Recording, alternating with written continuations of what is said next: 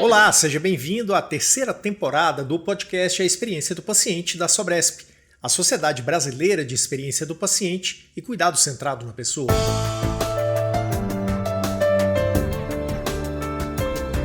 Neste espaço, a gente discute melhores práticas, inovações, tendências e os desafios do cuidado humanizado na saúde.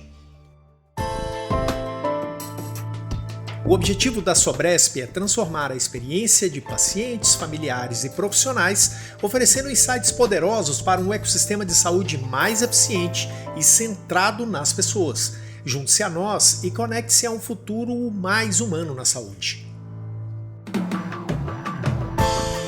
Hoje a gente vai explorar a arquitetura além do tijolo, ou seja, como o ambiente físico da saúde vai muito além das paredes e equipamentos, tornando-se uma verdadeira experiência sensorial para quem recebe cuidado.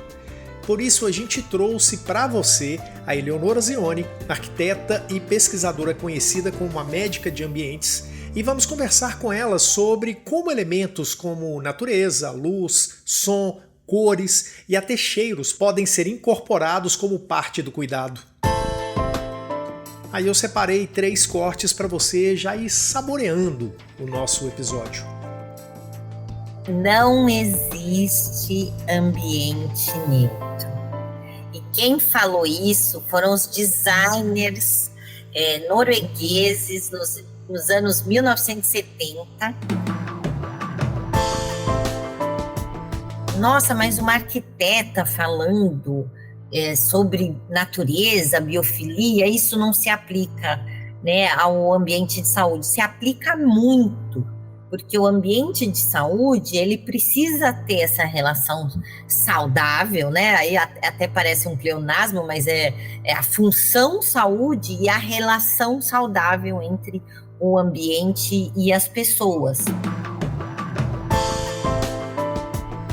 Esse tripé dos perfis de público, assistencial, social e apoio, a gente consegue entender que as necessidades, as vulnerabilidades são diferentes e aí o ambiente vai poder atender e cuidar dessas pessoas nos momentos diferentes. Então, acho que pensar e lembrar desse tripé, desses perfis diferentes das pessoas, a gente vai conseguir ter experiências melhores, experiências de mais qualidade, de acordo com cada perfil, de cada função que a pessoa está fazendo naquele ambiente.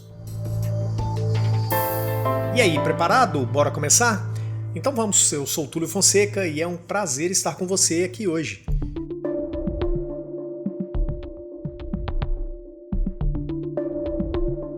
Sobre a Eleonora, o que será que as pessoas falam dela quando ela sai da sala? Ouve aí. Eu achei muito criativa a sua pergunta, né? E é uma forma da gente pensar um pouco no outro, que nos faz pensar em nós mesmos.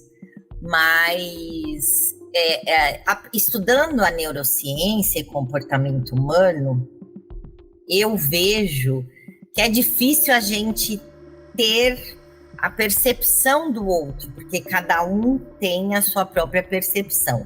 Então eu vou supor o que as pessoas falam quando eu saio da sala, pelo que elas falam quando me conhecem pessoalmente ou quando interagem comigo.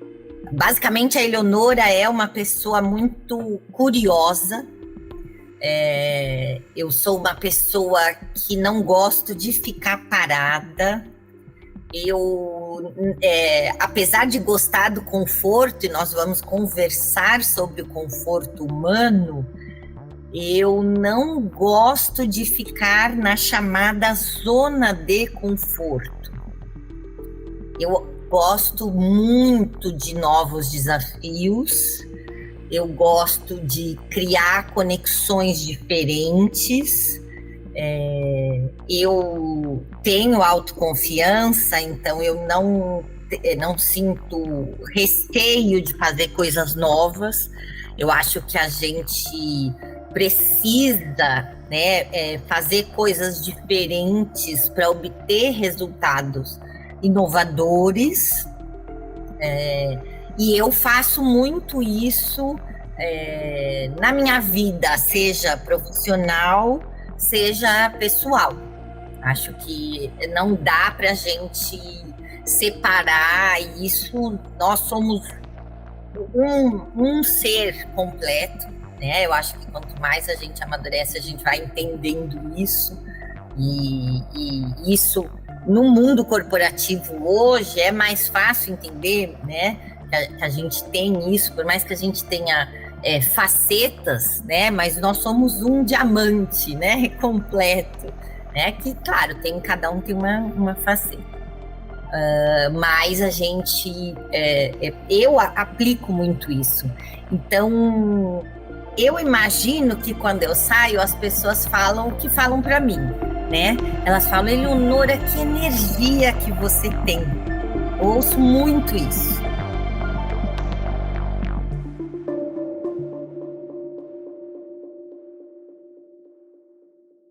Eleonora, seja muito bem-vinda. É um prazer estar falando com você aqui no podcast. Um grande desafio que a gente tem aqui hoje. E as pessoas vão entender o porquê deste desafio ao longo do episódio. Então, em nome da Sobresp, muito obrigado por estar aqui com a gente. Muito obrigada, agradeço a Sobresp, agradeço o convite. E é um prazer estar aqui. Eu adoro compartilhar, adoro conversar com pessoas. E tudo pelo bem e pela saúde, é isso que eu gosto. É isso aí. Bom, eu queria começar a conversa de hoje de uma forma até bem generalizada, assim, tá? Para as pessoas entenderem um pouco do nosso propósito aqui hoje. Se a gente pensar em arquitetura como um sólido, quem está falando aqui é um publicitário, tá? Então, só para a gente ver como é que isso vai funcionar. Então, se a gente pensar em arquitetura como sólido, como concreto, como tijolo, como que ela impacta no cuidado centrado na pessoa e na experiência do paciente? Me conta. Excelente, Túlio, porque talvez para muitas pessoas, não só para o publicitário que pergunta, a arquitetura tem sim essa materialidade, tem esse sólido da edificação, do edifício, né, do teto, né? O ser humano precisa se abrigar. A gente não consegue viver nas intempéries. A gente precisa de um teto, né? Então, a gente até tem, infelizmente, no Brasil, sem teto, né? Então, mas a arquitetura não é só o teto ou parede e piso, que também quem trabalha com a área de interiores gosta, né? Ou quando a gente vai aprovar um projeto para a área da saúde, é necessário a aprovação da vigilância sanitária e especificação dos materiais de revestimento, piso, parede e teto, que tenham as condições de biossegurança, higienibilidade, né, que sejam fáceis de higienizar, que não proliferem contaminações, infecções hospitalares. Mas isso é o básico. Isso é legislação, é o exigido. E quando a gente pensa, né, numa sociedade brasileira da experiência do paciente, o nome experiência nos faz refletir, porque a experiência é impactada por esse sólido. Nós vivemos, né, em ambientes, nós trabalhamos. A gente, só quando a gente está na praia, quando a gente está andando na rua, que é pouco, isso baseado em artigos científicos, isso é 10% do tempo da nossa vida. Claro que em cidades, foi um estudo do Kepler, 2001, cidades de praia no Brasil, eu acredito que possa aumentar, até porque esse estudo do Kepler foi nos Estados Unidos. Mas esses 80% a 90% que a gente passa num ambiente construído, ele interfere em toda a nossa experiência, porque a gente vai perceber, né, aí entra nossos conhecimentos científicos de neurociência e comportamento humano, o quanto a gente percebe o ambiente, né? Cada um vai perceber de acordo com o seu contexto, com a sua cultura, com o seu repertório, né? Com o seu filtro, né? Digamos, não só filtro do que a gente sabe hoje, mas assim, nós temos os filtros sensoriais, né? Nós temos a mente, o corpo, né? Então, se a gente entender essa materialidade, vou dar um exemplo bem fácil de entender. A percepção de uma pessoa que precisa de uma cadeira de rodas é diferente da percepção de uma pessoa que consegue deambular e andando tranquilamente, né? Porque o ponto do olhar, né, é uma altura diferente, né? Consequentemente, a audição também é diferente, né? A própria facilidade ou dificuldade em entrar nos ambientes, né? Então, é por isso que a gente tem aí, de novo, né, a legislação pensando nisso, mas quando a gente pensa num ambiente de qualidade que vai impactar a experiência da pessoa, a gente não pode só pensar no que é o mínimo exigido do que é legislação. A gente tem que pensar no que é mesmo a pessoa, né? Qual o tipo da pessoa, qual a necessidade da pessoa. E eu acho isso muito legal, porque uma das primeiras fases, quando a gente organiza o trabalho de arquitetura, né, de pensar o ambiente para a saúde, né, a gente tem o programa de necessidades. Então, o arquiteto, ele precisa entender, primeira coisa, as necessidades das pessoas. Então, hoje tem vários termos, né? A neuroarquitetura, a neurociência aplicada à arquitetura. Eu mesma estou fazendo isso, né? Fazendo a pesquisa no Instituto do Cérebro, do Einstein, orientada por uma neurocientista, né? Uma arquiteta e urbanista que depois fez administração hospitalar, né? Que fez mestrado em qualidade do ambiente construído, pesquisou psicologia ambiental, né?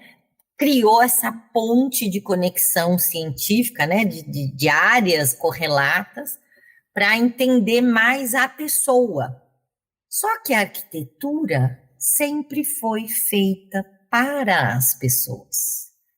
Porque se não existissem essas necessidades das pessoas de viverem nos ambientes, de se tratarem nos ambientes, de fazerem exames nos ambientes, né, de se abrigarem, né, de trabalharem, de visitarem, de orarem, de todos os tipos, de estudarem, né, de comerem, de dormirem, de todas as necessidades básicas, fisiológicas, humanas. Então, a primeira fase da arquitetura, dentro, né, de todas as fases de projeto, que a gente chama de processo de projeto, é o programa de necessidades. Então, aí a gente percebe que o sólido que você perguntou é a conclusão, mas começa das pessoas. Quando você fala de pessoas, a gente sempre tem, aí eu mantenho a mesma lógica da primeira pergunta, tá? A gente sempre pensa num ambiente hospitalar, por exemplo, um ambiente que seja o mais neutro possível. Se a gente for pensar em pessoas hoje, uma quantidade de classificações, qualificações, percepções e etc. Se ambiente neutro ele existe, ele tem função? Não existe ambiente neutro. E quem falou isso foram os designers noruegueses nos anos 1970, né? E o design já tem essa preocupação, né? Então, a arquitetura, design, urbanismo, porque nós entendemos que o ambiente sempre vai influenciar a pessoa. Portanto, não existe um ambiente de saúde neutro ou que vá atender a públicos diversos, né, que vá conseguir fazer uma experiência significativa para aquele paciente, para aquela pessoa, né? Então, em todos os momentos, em qualquer instante, o ambiente vai te causar algum impacto, né? Então, vou começar assim, do básico. O ambiente que vai prover a necessidade essencial para a nossa vida, que é o quê? O ar, a respiração, né? Porque nós, se ficarmos mais de 1 minuto, claro, aí alguns nadadores conseguem ficar mais tempo, né? Mas vamos resumir em 1 minuto.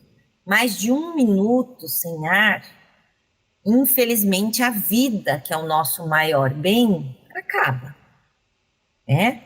Comida, água, né? Sono, a gente pode criar uma resistência, o corpo humano, né, consegue sobreviver. E quando, né, nós estávamos falando anteriormente do piso, parede, teto, da arquitetura sólida, que causa a experiência nas pessoas, quando a gente fecha o piso, a parede, o teto e cria um volume que vai abrigar essas pessoas, né? O piso, parede e teto, a gente vai conseguir aí as 3 dimensões e abrigar um volume do quê? De ar. E esse ar é a necessidade básica da vida. E vai ser influenciado pela materialidade dos materiais, de revestimento, da ventilação, da iluminação e até dos outros seres vivos, não só dos seres humanos que estão abrigando ali. Porque mesmo o tijolo vem, né, da natureza. O tijolo, ele tem uma permeabilidade, quando chover ele pode entrar umidade, pode criar mofo, bolor, fungo, que são outros seres vivos que estão, né, convivendo nesse ar que está dentro. Claro que esses micro-organismos não são bem-vindos num ambiente hospitalar de área crítica, mas eles existem em todos os ambientes, né? Então, a gente tem na nossa pele, é por isso que a gente tem áreas que a gente precisa, né, de maior nível de biossegurança, paramentação, para áreas críticas, por exemplo, como um centro cirúrgico ou um laboratório. Mas numa área social, né, falando aí especificamente de áreas sociais, áreas que tenham restaurante, né, áreas que tenham lojas, pensando numa unidade de saúde mais complexa como um hospital, a gente vai ter sim, né, na nossa roupa, no nosso cabelo, na nossa pele, na nossa saliva, né, em tudo. Então a gente vai conviver com tudo isso no ar e que vai estar aí, né, envolto nesse ambiente que impactou as pessoas, sem falar no cheiro, né?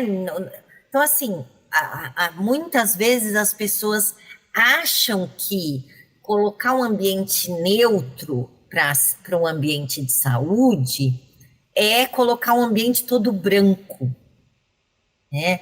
Então, porque as pessoas usam muito mais a visão em pensar, não é neutro, é branco.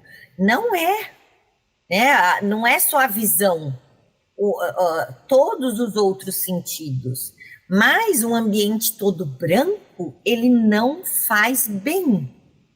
Ele vai parecer uma solitária. Aí também um contra-exemplo. Quando a gente quer punir, infelizmente, uma das formas de punição da sociedade é colocar numa solitária. Ou seja, que é um ambiente sem outras pessoas e com o mínimo de estímulos, né, como uma parede branca fechada, que seria uma solitária. Então, um ambiente neutro não é um ambiente saudável. Todo ambiente vai causar um impacto, vai influenciar os sentidos, vai tocar na pessoa, seja fisicamente, seja mentalmente, seja socialmente, né? E ao tocar, ao impactar, ao influenciar a pessoa, essa relação nunca é neutra. Bom, chegou a hora de falar sobre espaços biofílicos. Diz pra gente como é que a natureza interfere nos sistemas sensoriais e na experiência emocional de quem está em ambientes de tratamento de saúde, como hospitais, por exemplo. Eu adoro falar da biofilia, porque é uma das pesquisas que eu estou desenvolvendo no Einstein, no Instituto do Cérebro, porque essa conexão que a gente tem com a natureza sempre existiu. E talvez você vai perguntar, Eleonora, mas por quê? Porque nós, seres humanos, somos parte da natureza. Nós precisamos da natureza. Não existe essa dissociação da natureza. Por mais que hoje, globalmente, nós tenhamos mais pessoas morando em áreas urbanas do que em áreas rurais, a natureza não existe só numa área rural. A natureza existe em todos os ambientes. Então, a gente precisa entender isso, que é uma condição essencial, né? A gente precisa da água, a gente precisa dos alimentos, a gente precisa do ar para respirar, a gente precisa da iluminação solar, que interfere na nossa produção dos hormônios.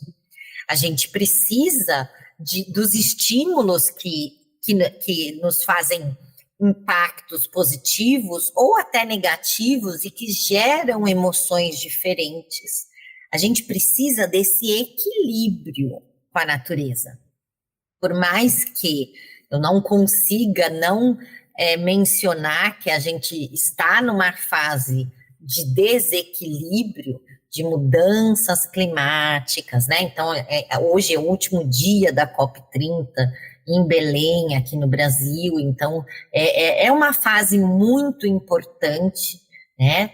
Que a gente tem maior conscientização dos impactos, né, que nós, seres humanos, fazemos no planeta e que também o ambiente nos causa, né, dessa relação que nós falamos, que nunca é neutra e que precisa ser mais saudável, né? Então, essa relação com a natureza demonstra que a gente precisa ter mais biofilia, mais design biofílico, uma relação mais saudável.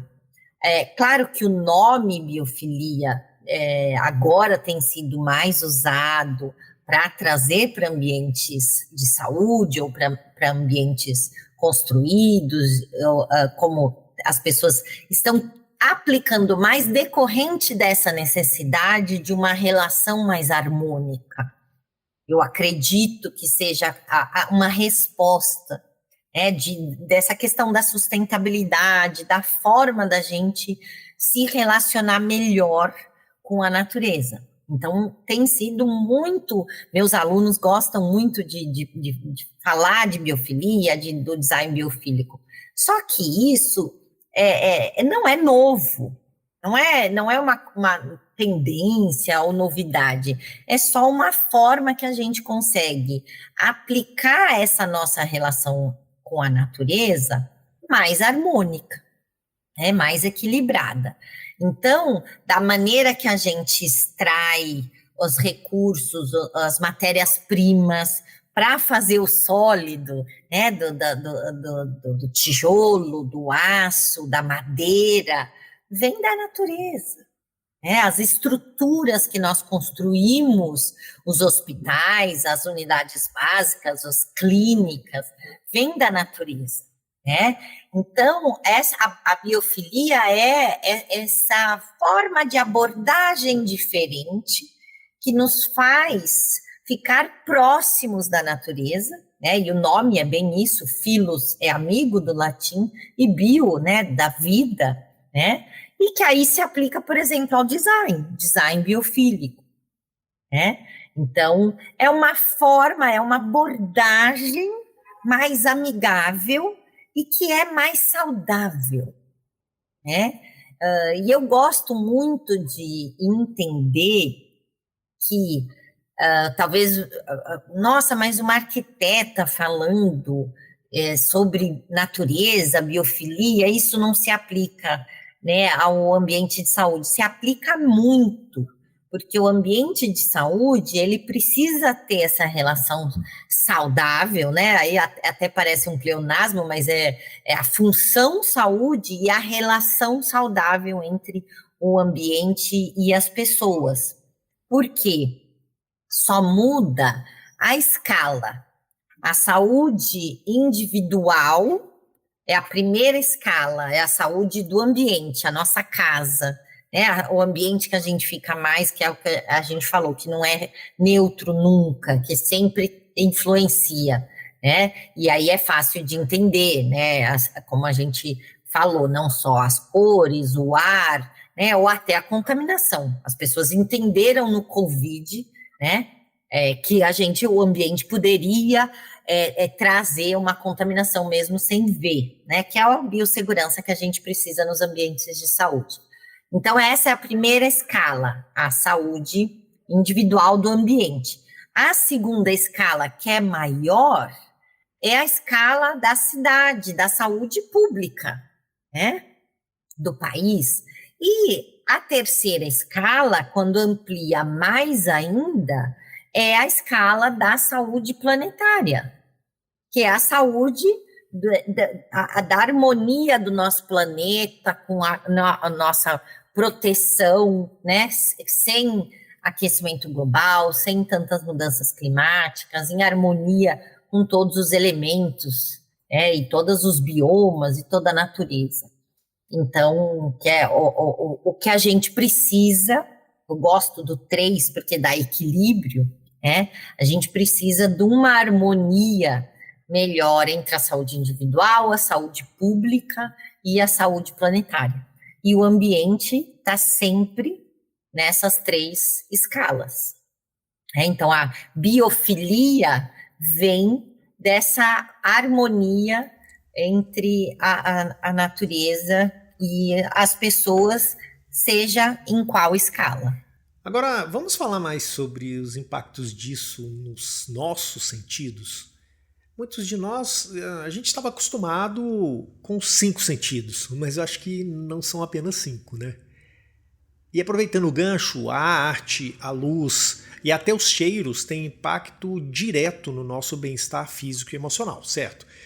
Como esses estímulos sensoriais podem ser usados de forma intencional para cuidar melhor dos pacientes, familiares e equipes? Excelente a gente falar sobre isso, porque a experiência, ela é impactada por todos os sentidos.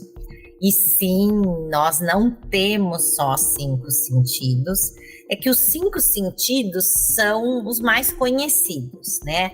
A visão, o olfato, o paladar, a audição e o tato, né? A gente aprendeu isso, mas quando a gente fala sobre conforto humano, que é o que a gente precisa entender dessa relação que a gente precisa criar para as pessoas no ambiente, já são 6 itens, que é o conforto térmico, conforto acústico, conforto lumínico, conforto olfativo, conforto visual e conforto ergonômico. Ou seja, já entra a relação do todo da pessoa. E quando entra a relação do corpo todo da pessoa, entra também aí a gente tem no estudo de educação física, de fisioterapia, a propriocepção e a percepção que você tem interna e externa, né? Então, isso já são 7 sentidos. E a gente tem essa sinergia, essa integração dos sentidos. Isso gera uma variedade, como nós falamos, muito grande, né, que depende, né, de cada pessoa, como a gente falou, depende, como eu chamei de filtros, né, visuais, por exemplo, a percepção de uma pessoa com deficiência visual é totalmente diferente, né, assim como eu falei, da percepção de uma pessoa com deficiência auditiva ou a deficiência de mobilidade, né? Ou cultural mesmo, a pessoa tem um costume diferente, e isso, o Brasil, por ter essa dimensão continental, a gente tem diferenças significativas de hospitais no sul do país que precisam chimarrão e querem água quente, né? Há hospitais no norte que querem a rede, né, ao invés só do leito. Eles vão se sentir mais confortáveis de acordo com a cultura, com a percepção, né, com o sentido de cada um. Então, estes 5 sentidos, eles vão ser o instrumento que vai facilitar esse contato da pessoa com o ambiente e que vai causar emoções na pessoa e vai causar esse impacto, né, que vai ficar marcado, né? Vou dar outro exemplo. Antigamente, a gente tinha nos hospitais aquela foto ou de uma enfermeira, né, assim, né, com aquela a imagem para o silêncio, né? Porque é importante o silêncio para a recuperação. Então, aí já mostra, né, que a gente quer um ambiente que você precise descansar, dormir, se alimentar, ter as necessidades humanas, mas a gente sabe que essa imposição, né, aquela imagem era tão opressora que isso pode até criar um trauma, né? As pessoas não queriam. Hoje você não vai num ambiente de saúde e vai colocar aquela imagem para restringir os sentidos das pessoas. Por quê? O que a gente quer é que as pessoas sintam bem-estar, né? Se a gente lembrar a definição de saúde, que é esse completo bem-estar físico, emocional e social, não é a ausência de doença, a gente vai entender que os ambientes precisam causar esses impactos, esses contatos nos sentidos e que gerem um resultado positivo, tá? Então, chegando na segunda parte da sua pergunta, a arte que vai impactar o visual, os odores, vai impactar o sentido do olfato. Antigamente a gente tinha, nossa, cheiro de hospital, né? Que era o cheiro do éter, ou era o cheiro da sopa da cozinha, né?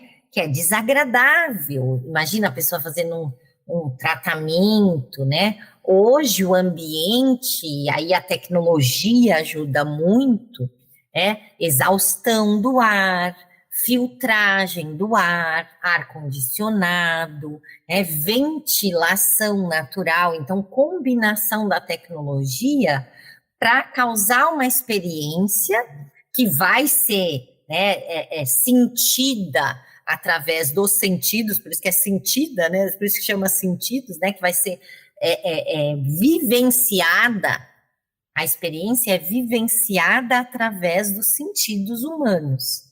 Então, nós, no ambiente, temos que controlar esses 6 aspectos de conforto humano e pensar no que vai causar na pessoa, né, em todos os 7 sentidos, né? Porque a somatória da sinergia dos sentidos pode não ser assim técnico como a gente falou dos 6 aspectos de conforto humano, mas sim a integração de uma mensagem, né, que vai ser diferente de uma pessoa para outra pessoa. Então, os arquitetos que trabalham com a área da saúde, né, por isso que eu gosto, apesar do meu livro se chamar Conhecendo a Arquitetura Hospitalar, né, porque a gente começou com isso, entender que o ambiente do hospital é um ambiente que precisa pensar nos cuidados centrados na pessoa, e aí eu gosto de falar pessoa e não só paciente, porque quem é o acompanhante, quem trabalha, né, são pessoas, têm sentidos, tem, né, esse ambiente influenciando a vida delas, elas estão vivenciando ali o ambiente de saúde, e a gente quer que o ambiente promova a saúde. O ambiente, ele pode incentivar a saúde, como ele pode causar dano, infelizmente, né? A gente não quer que o ambiente cause dano. Ah, mas daí talvez vocês pensem, nossa, Eleonora, como o ambiente pode incentivar a saúde? Se é um ambiente agradável, né? Se é um ambiente com uma iluminação quente, que lembre a luz do sol, uma escada e que tenha, né, gravuras, que tenha a porta aberta, mesmo ela sendo uma escada de prevenção contra incêndio, que tenha um corrimão, né, que tenha agradável, larga, confortável, para subir ou descer um andar, você incentiva o uso da escada, né? Você não precisa esperar um elevador, se você puder. Claro que a pessoa que estiver numa cadeira de rodas, né, que é um público específico, vai precisar do elevador, a pessoa que está na maca, né, a pessoa que está saindo de um exame. Mas, por isso que eu falei, a gente precisa incentivar a saúde da pessoa dentro de cada possibilidade de cada pessoa, né? E aí, é por isso que eu gosto muito de falar que o hospital é tão complexo que a gente não pode pensar numa resposta só. Eu gosto de sempre dar 3 respostas, porque eu fui dar esse exemplo da pessoa que pode subir ou descer um andar, porque a gente tem muitas pessoas que usam o hospital, o ambiente de saúde, né? Até os profissionais que trabalham também, né? Porque também são seres humanos, né? Se existe a humanização, a gente precisa que sejam todos seres humanos tratados com humanidade. Mas a gente tem o paciente que tem condições de saúde, né, que exigem cuidados, então primeiro o paciente, mas a gente tem os acompanhantes, os visitantes, que são as pessoas, as pessoas que trabalham, né, que oferecem o apoio. Então, são 3 públicos diferentes, né, com necessidades diferentes. Então, é importante a gente pensar que cada uma dessas pessoas vão estar impactadas de acordo com aqueles sentidos de cada uma delas, que vai estar diferente, né? Por exemplo, o paciente que está anestesiado dentro do centro cirúrgico, ele está com uma percepção diferente, uma condição diferente. Mas o colaborador que trabalha no abrigo de resíduos, a gente também tem que pensar nos sentidos dele, né?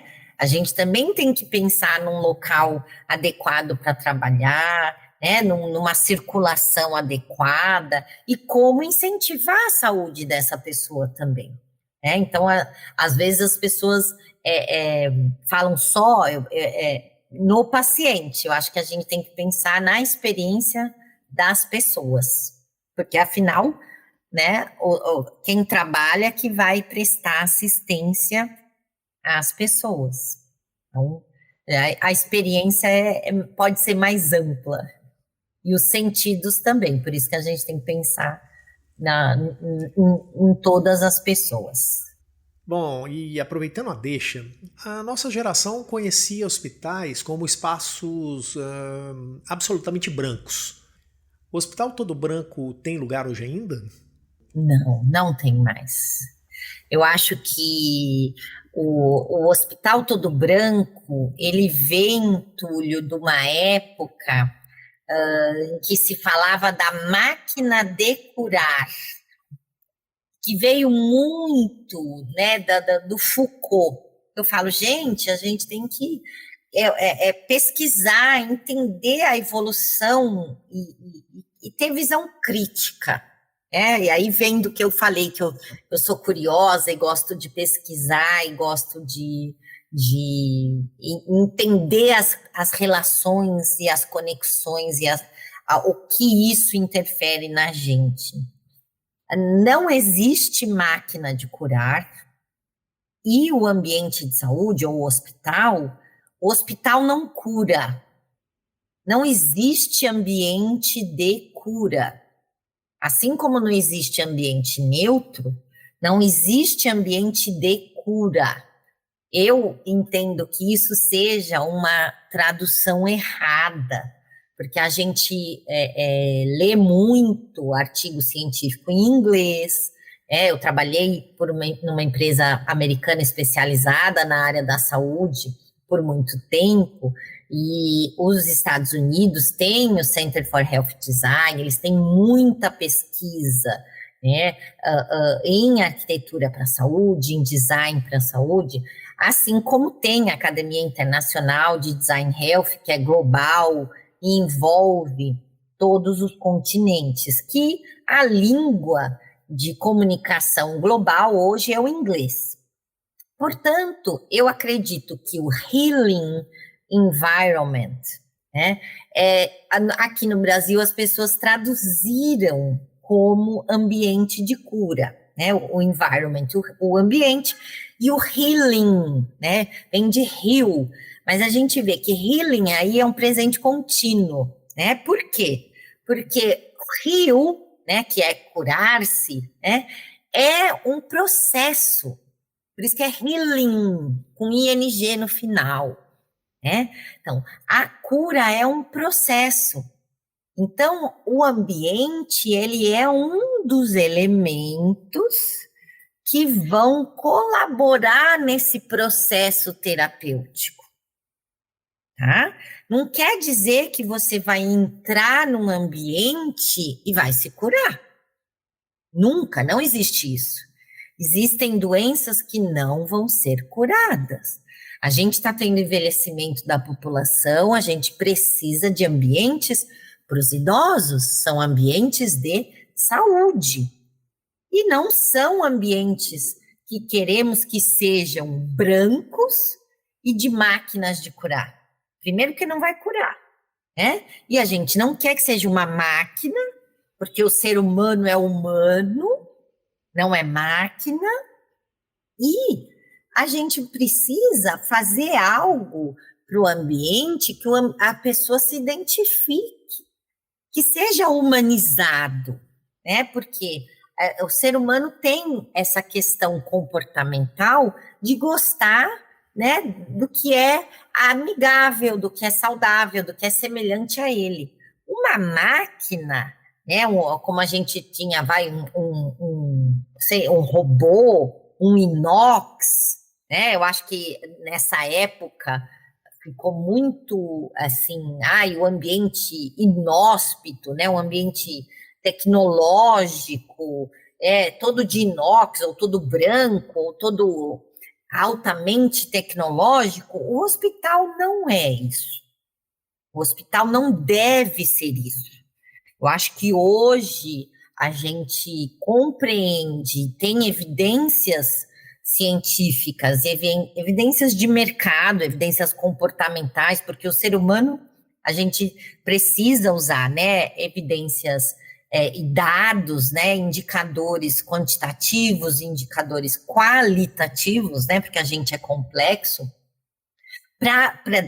todas essas evidências demonstram que a gente precisa ter um ambiente de saúde, um ambiente hospitalar convidativo, um ambiente acolhedor, né, amigável, né, que esse hospital não é uma máquina e ele vai fazer a pessoa se sentir bem.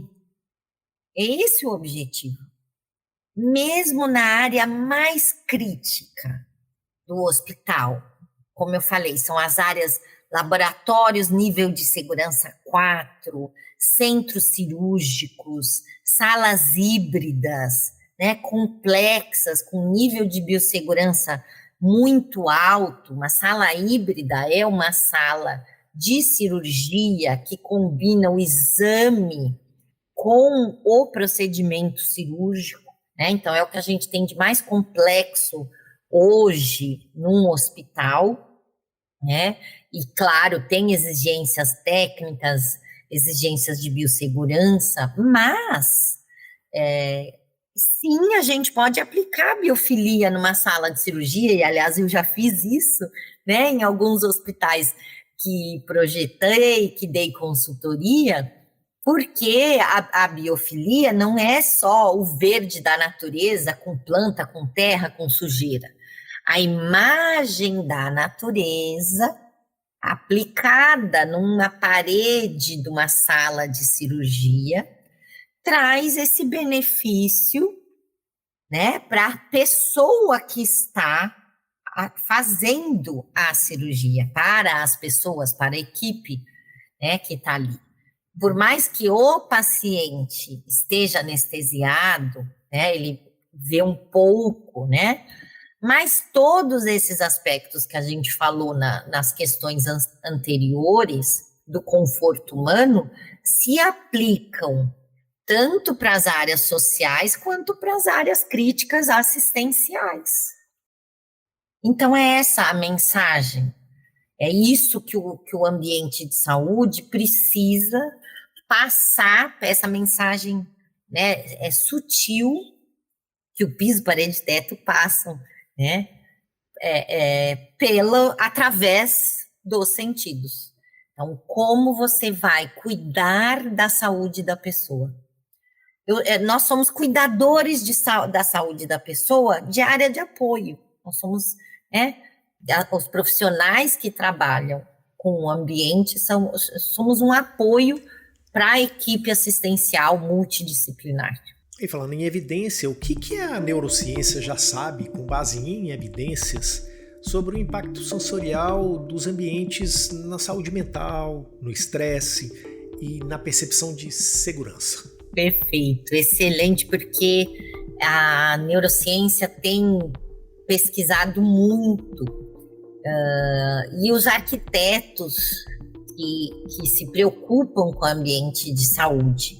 Então, o que a gente vê de evidência, e isso foi comprovado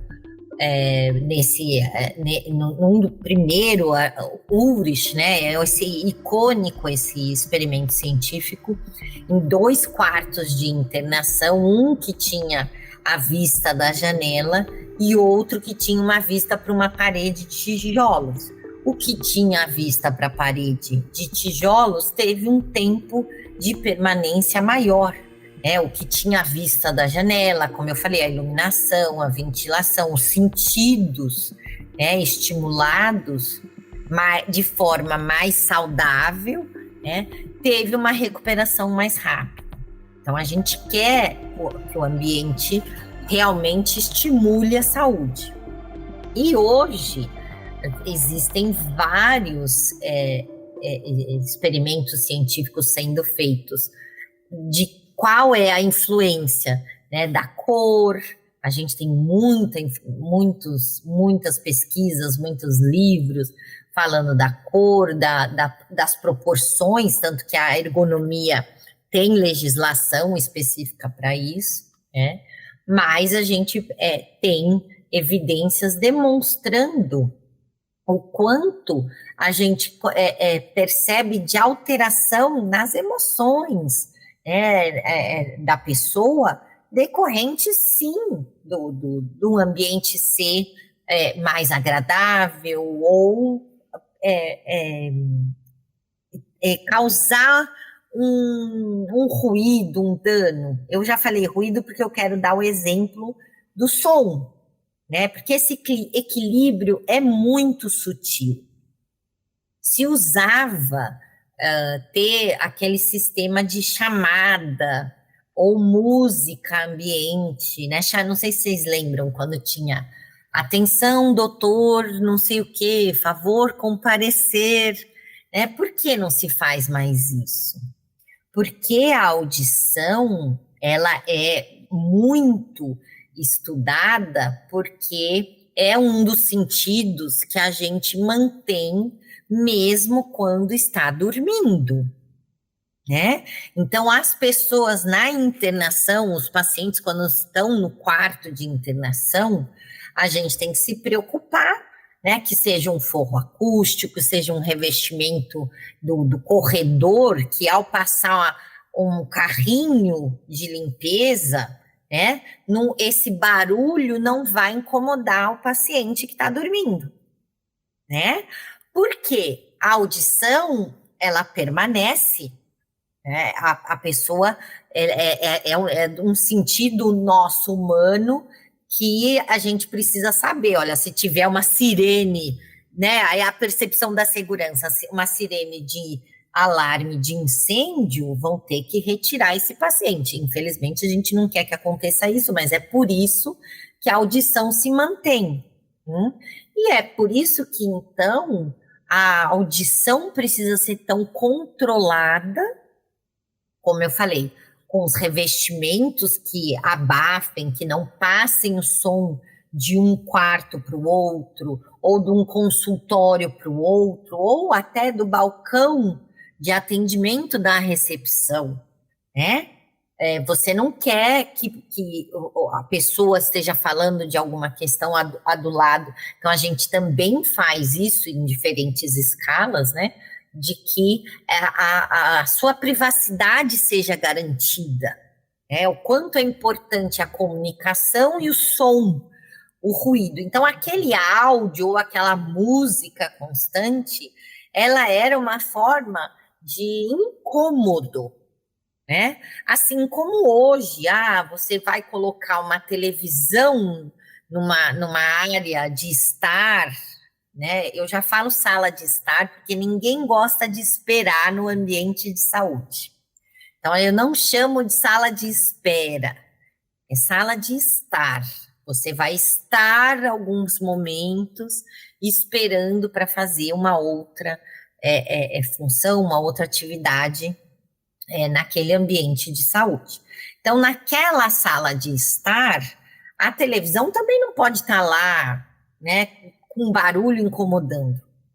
Então, cada vez mais o que a gente precisa é dessa personalização. Essa personalização, pensar na pessoa, pensar nos sentidos da pessoa, isso vai causar, né, um ambiente mais saudável. E é isso que cada vez mais os artigos científicos comprovam para a gente, o que mais a neurociência comprova para a gente, porque a gente tem que pensar que cada pessoa é única. Cada pessoa tem as suas necessidades, né? Eu falei de questões físicas, mas a gente tem os neurodivergentes, que crescem cada vez mais. A gente tem pessoas com problemas de saúde mental que, infelizmente, que o que mais cresce no mundo, não é só no Brasil, ansiedade e depressão, cresceram significativamente após a pandemia, né? Então, semana passada mesmo fui visitar uma clínica, um ambiente específico para tratamento da saúde mental. Então, a gente tem novas tecnologias, novos tratamentos, e também até a forma de se conversar sobre isso, né? O transtorno de déficit de atenção, o transtorno do espectro autista, né? Não ter mais o tabu de falar da saúde mental, né? De sim ter acesso, e a tecnologia ajuda também, né? Terapias, formas digitais, aplicativos, meditação, respiração, yoga, né? Formas de sentir-se bem. Então, a ciência, ela tem que estar, né? As evidências da neurociência, elas estão a favor do bem-estar das pessoas. E o ambiente, de novo, tem que apoiar tudo isso. Né? O ambiente é esse instrumento que vai fazer bem ou fazer mal, não ser neutro. O que eu quero é que o ambiente faça bem para as pessoas. Só tem essas duas opções. Ou o ambiente faz bem para as pessoas, ou o ambiente, infelizmente, faz mal para as pessoas. O que a gente quer é que faça bem, né? É claro que existem vários tipos de ambientes, e vários tipos de pessoas, mas a arquitetura para a saúde é cuidar das pessoas através dos ambientes. É por isso que os meus alunos me chamam de médica de ambientes, né?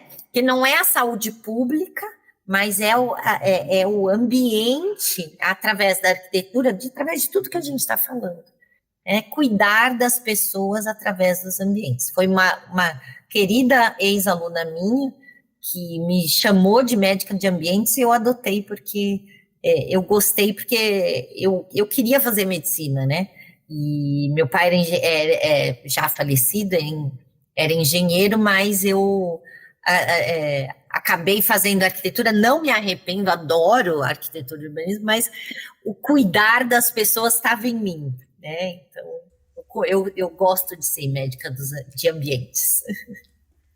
Eleonora, você falou de cuidar das pessoas através dos ambientes. O hospital atende 3 grandes públicos: o paciente, a família dele e os profissionais que estão cuidando dele. Como fica a experiência ao criar ambientes que conversem sensorialmente com esses 3 públicos? Eu acho que esse aspecto da gente ser médico de ambientes, médica, né, de ambientes, aí de forma inclusiva, né, porque eu falei médico, médica, que a língua portuguesa tem isso exatamente, ser inclusivo, ser dentro desses conceitos da nossa saúde, né, do SUS. Como ser inclusivo? Pensar que existem perfis diferentes, públicos diferentes, de que a pessoa está ali e a experiência dela vai ser diferente. A experiência da pessoa que trabalha, e que aí eu preciso ressaltar muito isso, porque a gente está com carência de profissionais de enfermagem, a gente está com aumento do burnout no trabalho, o profissional de saúde como um todo, não só a enfermagem, porque a gente tem técnico, a gente tem fisioterapeuta, a gente tem fonoaudiólogo, a gente tem nutricionista, a gente tem farmacêutico, a gente tem, por favor, se eu não falei algum, a gente tem administrador, a gente tem engenheiro clínico, a gente tem arquiteto, a gente tem técnico, tem muitos profissionais que trabalham no ambiente de saúde e que todos precisam ter a experiência também incluída. Por isso que não é só a experiência do paciente. Claro, o paciente primeiro, é a função do core business, né? Do foco do negócio, seja do hospital, seja da clínica, seja da unidade de atenção, seja do pronto-socorro, seja do Instituto de Longa Permanência para Idoso, que são todos ambientes de saúde que a gente trabalha, né? O arquiteto que trabalha para a saúde, o consultor que trabalha para a saúde. E aí, exatamente, existem diferentes tipos de edificações, por isso que tem nomes diferentes, um ILPI, uma UPA, uma clínica, um hospital, e diferentes hospitais, hospital oncológico, hospital pediátrico, hospital para crônicos, para necessidades e para momentos diferentes, perfis diferentes, públicos diferentes.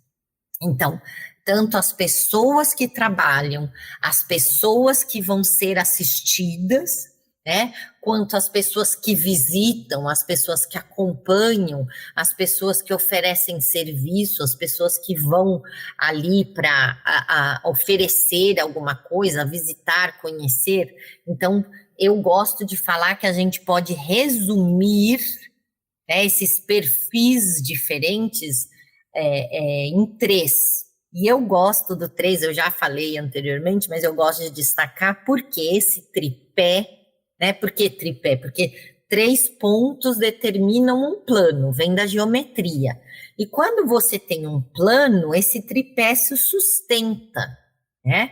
Então, eu falei das 3 escalas da saúde, tem os 3 aspectos da sustentabilidade, o social, o ambiental, o econômico. Então, quando a gente pega 3 elementos, você cria um equilíbrio, né? Eu gosto muito que a definição da saúde seja física, mental e social, porque o social entra o espiritual, o relacional, né? Então, você, quando tem o 3, o tripé, isso se sustenta.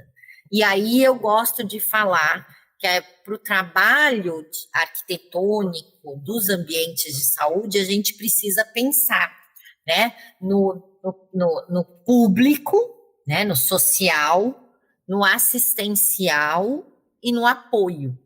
E aí a gente precisa de um zoneamento, né, porque o hospital é tão complexo, é tão grande, e todas as outras unidades, né, que tem múltiplos de 3. A gente consegue ter ambientes críticos, ambientes de apoio, ambientes assistenciais, né? Fazer esse zoneamento como uma cidade, né? Se você pegar o quanto tem complexidade, tem hospitais aqui em São Paulo, que a gente tem 7 prédios integrados e circulam mais do que pessoas em municípios pequenos do país, né? Então, é uma cidade, é uma complexidade muito grande que, quando a gente organiza e divide o trabalho, que é muito complexo, em 3 ou múltiplos de 3, né, a gente consegue resumir.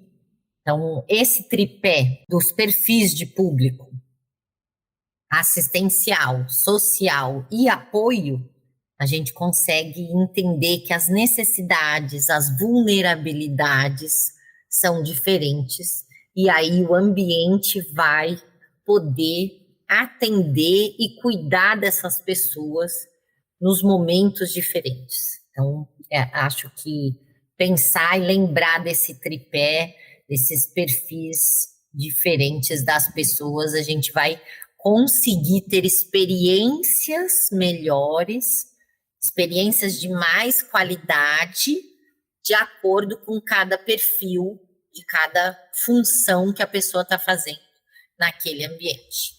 Bom, e para finalizar, a gente vive uma era de excesso de estímulos visuais, sonoros, digitais, etc.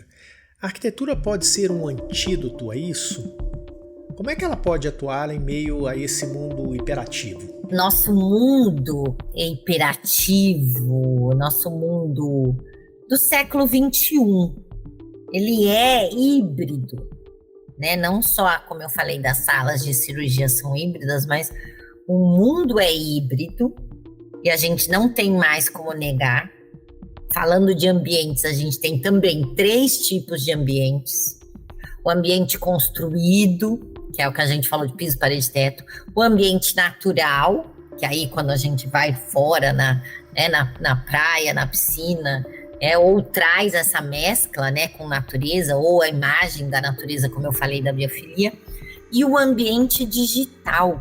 Nós estamos aqui no ambiente digital.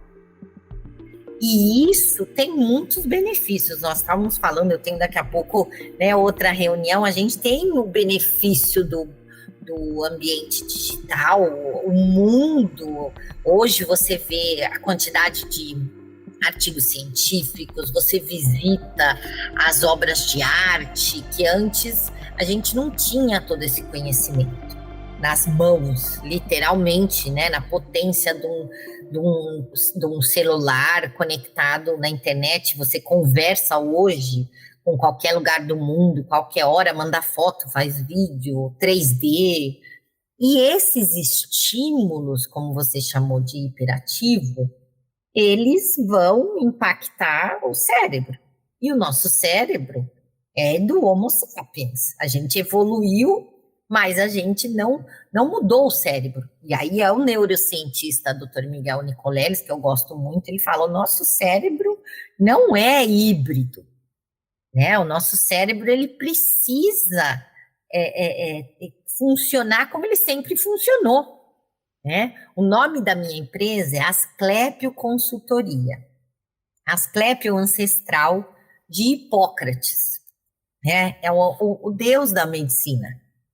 E os templos de Asclépio, na Grécia, eles são locais muito agradáveis, próximos da água, próximos da natureza, em que, antes de existir ciência, antes de existir exames, antes de existir sala de cirurgia híbrida ou laboratórios, ou remédios, né? As pessoas iam conversar com os sacerdotes, por isso que se chamam templos de Asclépio. Elas iam nesse templo, na Grécia Antiga, Antiguidade Clássica, conversar, elas comiam, tomavam banho, colocavam roupas limpas, conversavam com sacerdotes, dormiam bem nesse local agradável, e o sacerdote ia conversar no dia seguinte sobre o sonho. Dormiu bem? E olha aí o que a gente falou, né? Conversar, comer bem, tomar banho, pôr roupa limpa, dormir. Eles iam até o lugar, eles iam andando, a gente não tinha carro, então fazia atividade física. São os princípios da saúde, que são válidos até hoje. Só que o mundo híbrido superativo que nós temos hoje, nós não exercemos esses elementos básicos da saúde. Eles são exigidos mais do que quando a gente tinha o tempo de andar até o templo de Asclépio. Hoje a gente ia querer fazer uma conexão de vídeo, né, para conversar com o sacerdote. Então, algumas das funções, elas estão sendo substituídas. Mas a função da pausa, do equilíbrio das emoções, do cérebro, porque o cérebro, ele tem limite, né? Ele vai criar, por exemplo, não sei se você conhece esse termo FOMO, né? Fear of Missing Out. Então, porque vai criar uma emoção que, nossa, eu não sei tudo que está na internet. Você não vai saber tudo que está na internet. A inteligência artificial sabe mais do que eu? É claro que a inteligência artificial sabe mais do que eu. Porque ela consegue a capacidade de processamento de artigos científicos. Se pegar hoje o que tem de neurociência relacionada à arquitetura para a saúde, o ChatGPT mais novo, ou Gemini, ou qualquer outra inteligência artificial sabe mais, né? Mas você não está entrevistando a inteligência artificial, porque as pessoas elas escolhem pelas emoções. Então, por mais que tenham todos esses estímulos, foi o que eu falei, são pessoas que cuidam de pessoas. Seja lá na Grécia Antiga, nos templos de Asclépio, você ia escolher o sacerdote para conversar, seja hoje. Você escolhe pela emoção, depois o cérebro justifica rapidamente uma razão.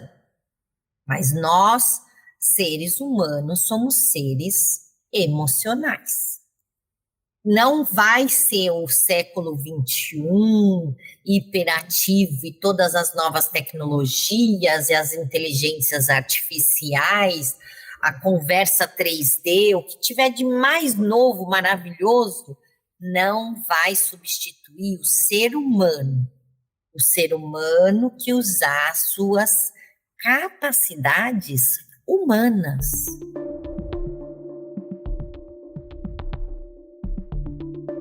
A arquitetura, ela pode ser um instrumento facilitador ou agravador, que é o que eu falei, ou faz bem ou faz mal, não tem meio termo, não tem ambiente neutro. Por quê?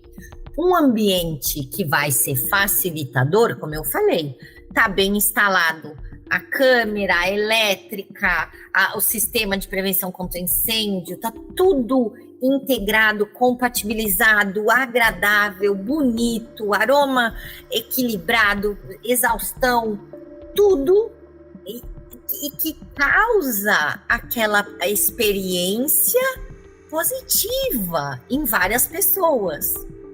Entretanto, se não tiver tudo agradável, tudo positivo, a experiência pode ser negativa e, sim, você vai entrar naquele lugar que tá escuro, a iluminação tá ruim, ou que eu te falei, a percepção é de sujeira, ou que você tá sendo maltratado, e que aí vai agravar a sua condição.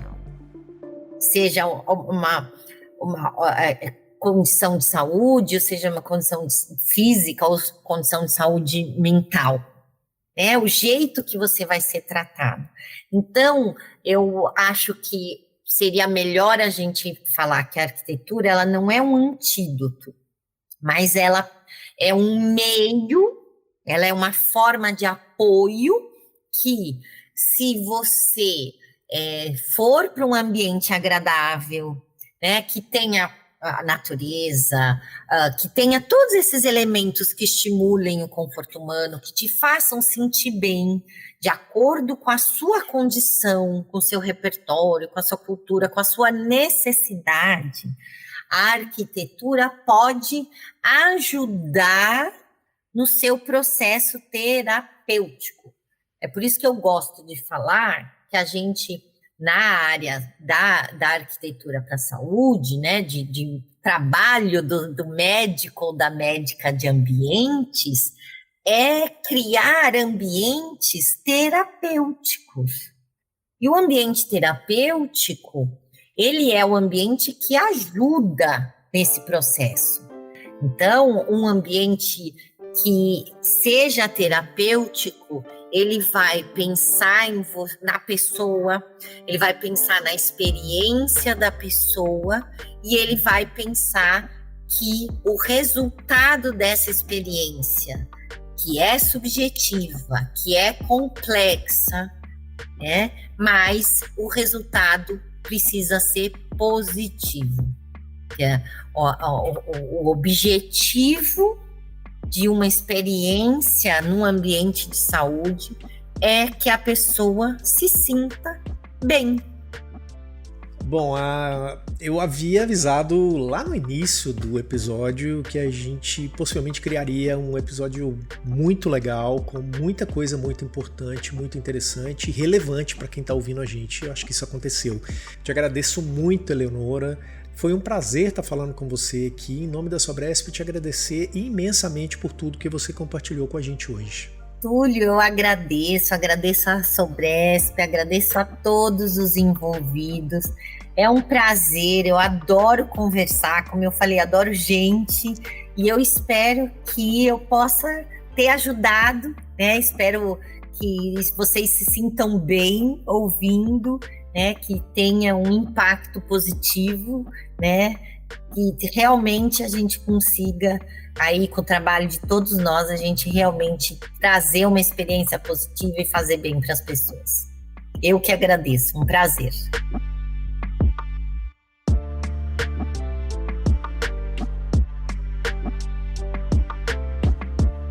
A gente chega ao fim deste episódio sobre arquitetura e saúde. Hoje eu conversei com Eleonora Zione, que nos mostrou como a arquitetura pode se tornar uma aliada poderosa no cuidado da saúde. Falamos sobre como a neurociência ajuda a entender os impactos sensoriais e como elementos como arte, luz, som, cheiro podem atuar em conjunto como parte do tratamento, promovendo conforto. O podcast A Experiência do Paciente é uma produção da Map2B, Planejamento, Marketing e Negócios para a Sobresp. Se você curtiu o conteúdo de hoje, compartilha com as pessoas que você conhece, com os profissionais que precisam ouvir isso. Aí favorita o podcast A Experiência do Paciente aonde quer que você ouça os seus podcasts. Obrigado por hoje, a gente vai se ver no próximo episódio com convidados e temas imperdíveis. Bye bye!